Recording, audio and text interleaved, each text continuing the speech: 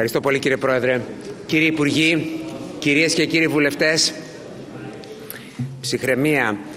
Είναι αλήθεια ότι η συζήτηση για τον προϋπολογισμό κάθε επόμενης χρονιάς αξίζει να είναι ζωντανή. Έτσι λοιπόν και ο προϋπολογισμός για το έτος 2024 που συζητάμε εγκαινιάζει δημοσιονομικά την δεύτερη τετραετία της κυβέρνησης της Νέας Δημοκρατίας και του Πρωθυπουργού Κυριάκου Μητσοτάκη. Σωστά θα παρατηρήσει κανείς ότι αντανακλά τη συνέχεια στη σταθερά ανερχόμενη ελληνική οικονομία, η οποία επαληθεύει τις θετικές προβλέψεις, πετυχαίνει τους στόχους που θέτουμε και κυρίως αφήνει πολλά περιθώρια αισιοδοξίας για το μέλλον. Με τον νέο προϋπολογισμό η κυβέρνηση επισφραγίζει την συνεπή μεταρρυθμιστική αλλά ταυτόχρονα κοινωνικά ευαίσθητη πολιτική της. Σε μια ιστορική φάση για την εθνική μας οικονομία. Μετά από 13 ολόκληρα χρόνια η Ελλάδα ανέκτησε την επενδυτική βαθμίδα. Μετά από 13 χρόνια αυξάνονται οι μισθοί των δημοσίων υπαλλήλων. Μετά από 13 χρόνια ξεπαγώνουν οι τριετίες των μισθωτών. Αυξάνουμε επιπλέον 3% τις συντάξεις ήδη από τον Ιανουάριο.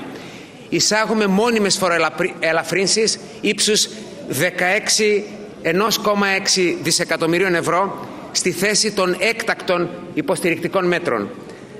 Αυξάνουμε το αφορολόγητο σε οικογένειες με παιδιά. Βλέπουμε αύξηση κατά 8% του ελάχιστου εγγυημένου εισοδήματος ήδη από τον Δεκέμβριο φέτος. Παράλληλα, σε μια παγκόσμια πληθωριστική κρίση που λυγίζει άλλες δυνατές οικονομίες, η Ελλάδα επιτυγχάνει χαμηλότερο πληθωρισμό από το μέσο όρο της Ευρωζώνης. Η ελληνική οικονομία μειώνει με ταχύτητα το δημόσιο χρέος αλλά και το ιδιωτικό. Στη χώρα μας αυξάνεται η απασχόληση, διπλασιάζεται ο ρυθμός ανάπτυξης της οικονομίας, ενώ υπερδιπλασιάζεται ο ρυθμός αύξησης του ΑΕΠ. Για να το πω με μια κουβέντα, πετυχαίνουμε αύξηση σημαντική σε όλους τους θετικούς δείκτες. Στα έσοδα του 2024 προβλέπεται επίσης συνέχεια αυτής της αισιόδοξης προοπτικής, χωρίς να αυξήσουμε φόρους. Παράλληλα, θωρακίζουμε τη χώρα χωρίς έκπτωση στις εξοπλιστικές δαπάνες που έχουμε προγραμματίσει. Γιατί η άμυνα και η ασφάλεια της πατρίδας μας, μαζί με την εθνική κυριαρχία, είναι αδιαπραγμάτευτα για την κυβέρνηση της Νέας Δημοκρατίας. Για εσάς, συνάδελφοι του ΣΥΡΙΖΑ,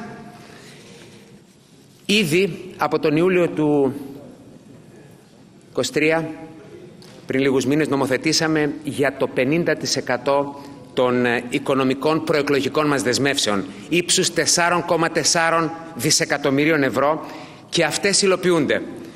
Δεν χάσαμε χρόνο, παρόλο που με το καλημέρα της νέας κυβερνητικής θητείας κλήθηκε η κυβέρνηση να αντιμετωπίσει πρωτοφανείς φυσικές καταστροφές, ενώ στον προϋπολογισμό του 2024 λαμβάνουμε τις αυξημένες ανάγκες που υπάρχουν σε Θεσσαλία και Εύρο για την αποκατάσταση των ζημιών.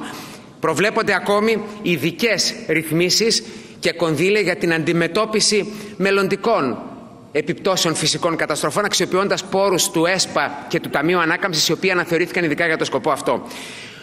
Ο νέος προϋπολογισμός είναι αναπτυξιακός, όχι απλά επειδή οι αριθμοί εφημερούν. Δίνουμε ιδιαίτερη σημασία στα συστατικά της ανάπτυξης. Επιδιώκουμε ανάπτυξη βιώσιμη, που αξιοποιεί τις σημερινές τεχνολογικές προκλήσεις και ευκαιρίες. Τελευταίο παράδειγμα είναι η εισαγωγή εφαρμογής τεχνητής νοημοσύνης στην πλατφόρμα gov.gr, πάντα στην υπηρεσία του πολίτη.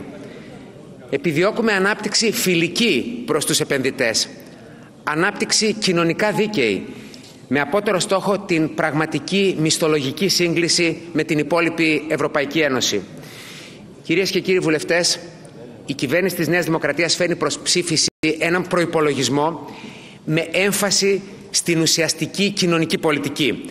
Δίνουμε βάρος στους δύο νευραλγικούς τομείς της παιδείας και της υγείας με αυξημένες δαπάνες όπως ακριβώς είχαμε δεσμευτεί προεκλογικά. Συγκεκριμένα αύξηση της τάξης των 481 εκατομμυρίων ευρώ για τη δημόσια υγεία σε σχέση με τις περσινές ήδη αυξημένες δαπάνες. Και εδώ δεν μπορώ παρά να εκφράσω την ιδιαίτερη ικανοποίησή μου, γιατί προχωρά η αναβάθμιση και η ανακαίνιση στο νοσοκομείο Άγιος Παύλος σε εγκαταστάσεις και τεχνολογικό εξοπλισμό όπως είχα ζητήσει, και θα επιμείνω να προχωρήσει γρήγορα και το νέο ογκολογικό νοσοκομείο και βέβαια να ενισχυθούν τα υπάρχοντα. Φυσικά προχωρούν και οι προγραμματισμένες 6.500 νέες προσλήψεις στο Εθνικό Σύστημα Υγείας. Αντίστοιχα στην παιδεία μας αυξάνουμε κατά 225 εκατομμύρια ευρώ τον προϋπολογισμό. Και όλα αυτά επιτυγχάνονται με απόλυτη προσήλωση στη σταθερή τροχιά υπεραπόδοσης της εθνικής μας οικονομίας που έχουμε καταφέρει με σκληρή δουλειά. Είναι λοιπόν σταθερή στρατηγική επιλογή μας το πλεόνασμα της οικονομίας μας να το αποδίδουμε σε πολιτικές πρώτης προτεραιότητας και στις ανάγκες κυρίως των πιο ευάλωτων συμπατριωτών μας. Παράλληλα στηρίζουμε την οικογένεια με το νεοσύστατο Υπουργείο Οικογένειας στα πλαίσια της Εθνικής Στρατηγικής για την αντιμετώπιση του δημογραφικού προβλήματος. Εισάγουμε με τον προϋπολογισμό αυτό την επέκταση του επιδόματος μητρότητας για 9 μήνες στις ελεύθερες επαγγελματίες, αυτοαπασχολούμενες και αγρότισσες μητέρες. Επιπλέον φοροαπαλλαγές για τους πολύτεκνους, τις μονογονεϊκές οικογένειες, τις οικογένειες με ανάπηρους συμπολίτες μας. Υπενθυμίζω για όσους το ξεχνούν ότι την προηγούμενη περίοδο μειώσαμε 50 φόρους και ασφαλιστικές εισφορές. Δεν νομίζω να διαφωνεί κανείς μέσα σε αυτή την αίθουσα, και βέβαια έχετε συνειδητοποιήσει όλοι ότι η ανεργία έχει φλερτάρει με μονοψήφιο νούμερο και στην ηλικιακή ομάδα κάτω των 24 ετών περιορίστηκε μόλις στο 23% τον Οκτώβριο τον περασμένο, δηλαδή στο μισό από αυτό που βρήκαμε το 2018.